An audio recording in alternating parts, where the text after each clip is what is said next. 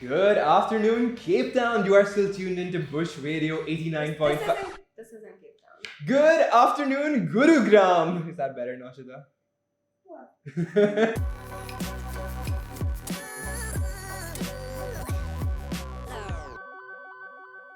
I'm Madhav Prakash. I am 19 years old and I'm from New Delhi, India. And this September, or maybe next September, I will be going to Palo Alto to join Stanford University's class of 2027 or 2028, depending on what my bank balance looks like at the end of the next few months. And I am here to talk to the one and only Naushita about the college admissions process, my own personal journey, my activities, and just life in general and what's next for me. And thank you so much, Naushita. This is the first time I'm seeing you since I got my Yeah. Stanford acceptance. Couldn't have done it without you. Everything, all credits, please take absorbed. But No, yeah, that's super not- grateful, super that, grateful. That's not true. Stanford was all you. So do you want to talk a little bit about the whole application process? And I think you did it twice, in fact. So should we start Is with that a secret I was okay with the world knowing? No. Yeah. So in my senior year in 12th grade, I applied to universities in the US, and that didn't go particularly well for me. I got rejected by pretty much everywhere I applied to, except for Arizona State. And there too, I got in conditional to me being able to prove that I'm proficient in English, which was interesting for sure. But I took a gap year because I did not want to go to Arizona State, especially if they didn't want me because I didn't speak English. And took a year to work on myself, to reflect on what my goals for the future, what my goals for myself are, and reapply. And the next year, still quite a few rejections, but I was slightly more successful in my applications because I had the time to dedicate to it. My IB exams weren't around the corner. My mental health was doing a lot better. And I had a year to reflect on, why really I was applying to college. And I think having that clarity really helps when you're formulating those motivation letters, when you're telling colleges why you want to go to college. And I couldn't have done any of it without the wonderful team, of course, at OnCourse Vantage. So thank you again. So let's discuss a little bit the entire gap year, right? Because I think that's a lot of students who are always like, oh, should we take the gap year or should we not? There's always that conversation that a lot of people want to have, and rejection is hard, right? I think everyone applies and not a lot of students get into the early decision colleges a lot of times, and some people take it hard, some people don't. How did you deal with it? How do you typically deal with rejection? And was that the same with the application process as well? So I'm not the best at people telling me I'm not worth it. Not gonna lie, and that's what rejections felt like, at least in my first year. Because it's something I had honestly been working towards for the past 4 years of my life. Starting ninth grade, I was very focused on making sure that my grades were there. I took the ACT 3 times to get a grade that was competitive. I was one of those kids who was super hyper focused on college, of course, enjoying on the side as well. So when all of that work was put together and submitted as a PDF to the universities I wanted to attend, and they were just like, nah, not happening. It sort of felt like a lot of what I'd worked for, it didn't pan out the way it should have. And I wasn't in a very good place mentally. I remember I didn't speak to my mom about what I was going to do for the next year until I got home that summer, which was a couple months later. And it's an interesting space to navigate. But the second I got that last rejection, I think I knew what I was going to do, which was take a gap year. And when juniors asked me about whether they should take a gap year and explain to me their circumstances, I just think it's one of the best decisions I've ever made. Not only because I did better in my college applications the second time around, I just genuinely feel like I learned so much about myself. I have networks that I wouldn't have had otherwise. I have an extensive portfolio of my work, which I wouldn't have had otherwise. I went to South Africa and was a radio jockey for 3 months, which is something Clearly. which is something I would not have done otherwise. So if you think that there is work to do in exploring yourself, exploring your motivations, this is honestly the last opportunity you're gonna get to take a back seat, to let life happen, to let everybody else go forward while you do your own thing. Once you go into college, 4 years there. After that, you have to work to pay off those loans. You have to work to get that H-1B sponsorship in the US and all of that. And I was just like, before I step into that rat race, taking some time for myself, maybe some more time for myself actually, but to figure out what I actually want in life. And I think a lot of your application process was also that. I remember working on your applications and you just had so many activities and there was just nothing coherent. Right? It was just all over the place. And I had to sit you down and say, list out your activities without glossing over any of them, and can we please build a narrative? Because it was just so confusing, because I think you've done so much stuff. Like you had like art and dance and coding and research, and you worked with Eva. You've done like a bunch of insane stuff.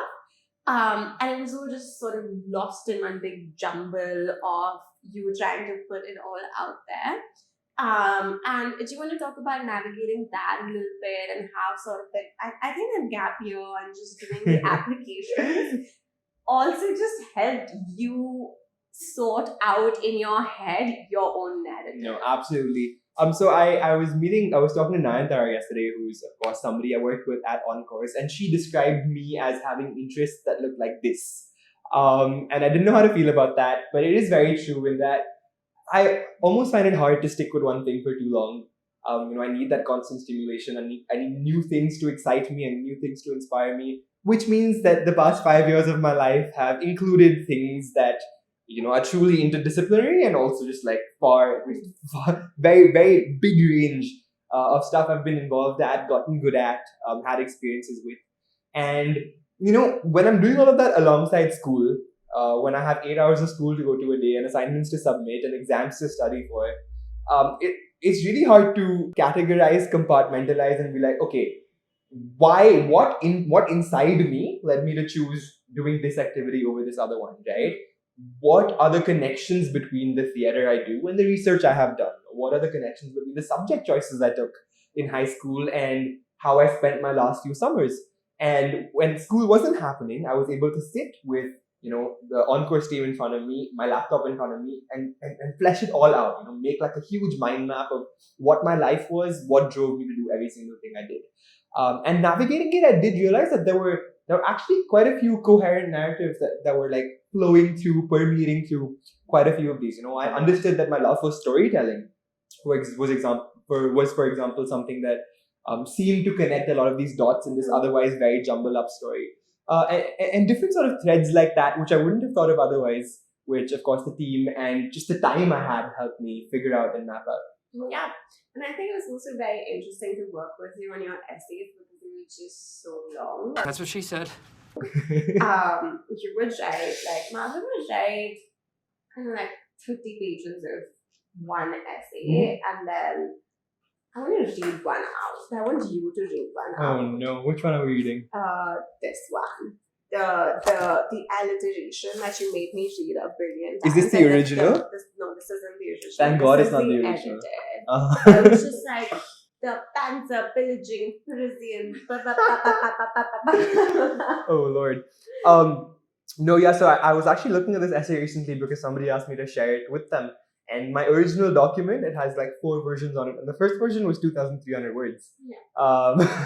So Naushada's not lying about the length of my essays. But this is the Common App essay that I submitted to all of my schools? Yeah. All of my schools. All right. So I'll read a couple lines from this. It's a very personal essay, but I love how, I got my rhythm and my message across in ways that are less than obvious. So it reads, "The rumble of the clipper as it made its way down to my nape felt louder than a panzer pillaging Parisian streets in 1940. My hair cascaded under the floors of his bathroom, taking myself with it. 2 reservoirs of loss overflowed from their inadequate walls, much to my father's disapproval. The bathroom drain was well acquainted with the fortnightly ritual of hair and tears. For 14 years, my hair had been subservient to standards of masculinity," there's that alliteration again, "that he had been raised with. For days after a haircut, I would walk into middle school, head hung, a visual representation of the very real prison I had spent the night in." And also, this wasn't just the Common App essay. All of your essays were ridiculously long, and you wrote a ridiculous amount of essays. I'm honored that I'm the first page on this handbook. The first time I'm seeing it. Standout college essays that worked with Madhav Prakash. With Madhav OnCourse. OnCourse. Yeah. No, but I still think my favorite essay that you did was your, and I know you might hate me for it, is the map that you did. We have it here. Oh no. And yeah, you want to hold it up. So Madhav actually reimagined the entire Delhi metro map. It's amazing. I love it. I want to frame it up and put it on my bedroom wall. Oh, I thought you already done that now. No, I haven't. This was for a U Chicago essay. So U Chicago is known for being very quirky with their supplementals, and we picked up, I think, an essay prompt from 2011 that said something along the lines of reimagine a map. And I was thinking through what maps had been significant in my upbringing. What map is one I can refer to, have etched in my mind. And the only thing that I came up with was the Delhi Metro map. We have one car in the family, and mom takes it to work every day and has done that in the past, 15 years. So all of the navigation I've done through, my home city has been on public transport. And I'm very good at, telling people how to get from one place to another. I'm quite pompous about it, in fact. And another one of my passions is history. And I love the history of Delhi. Delhi has a very fascinating history with rulers from a bunch of different dynasties. It's actually 8 cities built on top of each other. So I combined the idea of the fact that Delhi was 8 cities built on top of each other, and the fact that we have one of the most, well fleshed out, most used, 2.5 million people a day use the Delhi Metro. And this map is sort of an intersection of that. So I took the Delhi Metro map and I almost imposed Delhi's history onto it to see what those forms of transport would look like over the past 1200 years. So I drew digitally where the locations of the capitals of these 8 cities would have been, starting all the way from the mythological Indraprasth to the Lal Killa, to the Qutub Minar, to the Purana Killa, all of that. And the chronology is here. But I saw, what stations might be closest to where those capitals were actually located. What forms of transport were primarily used in the periods that those cities actually existed. For example, the Rajputs were known for their cavalry. So I actually have little icons here that symbolize what each region would have used as its primary form of transport. This took at least 60 hours to make. And, there's little Maitri, who is the Delhi Metro mascot, saying thank you for traveling on the Delhi Metro. At the bottom there, and there's a bunch of Easter eggs if you go in, a bunch of drawings of little Krishna there, a flying chariot of Indraprastha. And yeah, I'm one of the things I'm most proud of in my application cycle was definitely this. And yeah, Noshita helped me conceptualize, helped me execute. Thank you so much for that. No, this was amazing. I think it's one of the essays, I guess, I've enjoyed working on the most because it was just so fun. And it came out so well, right? And I think that also takes us back to what you were discussing before in terms of rejection, because you did an early decision this application season to your Chicago with this one, and also your why your Chicago essay was amazing. And honestly, your profile was amazing because you got into Stanford, so it's not like that was something wrong with that, right? But you got rejected on your early decision. So, do you want to talk about that a little bit? Just the journey from obviously, the early decision, having your classmates getting in, and I think at that point it wasn't just your classmates, even it was your juniors. Your classmates were already at college. And then, the day you got your Stanford acceptance. Absolutely. I applied to U Chicago early decision one twice, both my years. U Chicago was very much my dream school. Actually, I made a bucket list recently, and on my bucket list was teach a class at U Chicago. So I put my all into the application. I wrote my YU Chicago essay was like a choose your own adventure novel, 21 pages long, not actually like full of text because that would have been a reason to reject me.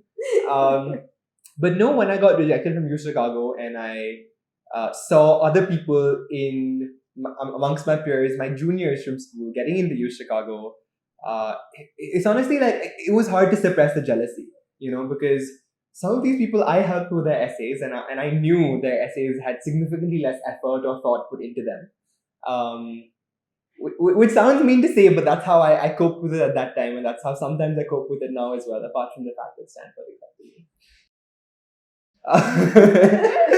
No, but it was definitely hard, and thankfully, after going through that U Chicago rejection once, I sort of knew what it felt like, so it wasn't a new thing for me the second time around, and I just put all my energy into perfecting my essays for the second time around.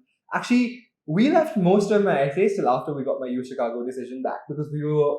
And you fought me a lot when I started applying to Stanford. I remember having a conversation when I was starting the driveway of my house, and you were just like, "You're crazy. Why would I apply to Stanford? That's insane. I'm never gonna get in." And I was just like, "You have to apply. Just apply. Please apply." And Yeah, Stanford was the one on my list that I was least convinced about, honestly. I was happy to do Princeton, happy to do Yale. For some reason, Stanford just felt like it was, way out of my league, as I'm sure it's way out of everybody's league.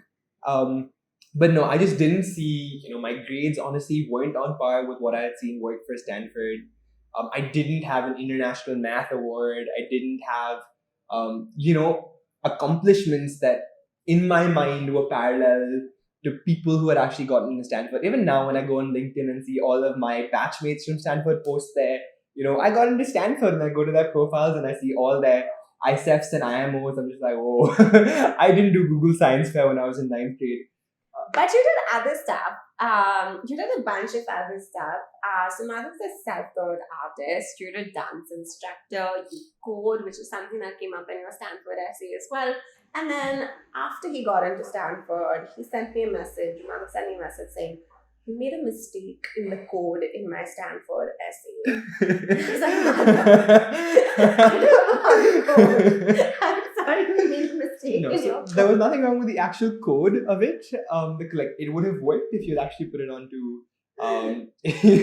But no, there was like an inconsistency in the English part. So when you code, you can leave comments alongside your code, and that's how I got actually the message of my code across to my admissions officer. And I used a different term for the same thing in two different comments. So there was no actual coding error, but the essay was, yeah. But no, I scared Naushad up. Madhav still arguing that his coding skills are on point. Listen, I would not have messed up some rudimentary Python in an application to Stanford University School of Engineering. I didn't apply to School of Engineering. And also you had a bunch of research. You had some really cool stuff on your profile. So it's not always the math competitions and the awards. I think your interests are more aligned with other subjects in the humanities, and I don't think doing math is something that is required if you want to study, let's say, anthropology. So it's not really relevant, but you did a lot of stuff that is relevant to your interests. So do you want to talk a little bit about that, some of your fun activities? Sure, absolutely. No, I agree. I think it's almost hard to find quantifiable measures of success in the humanities because there are so many more competitions you can go to for the sciences or for mathematics, and the equivalent, say, in something like an anthropology would be doing research, which is something I have been super excited about. I've worked with a bunch of super cool people in industry and in academia.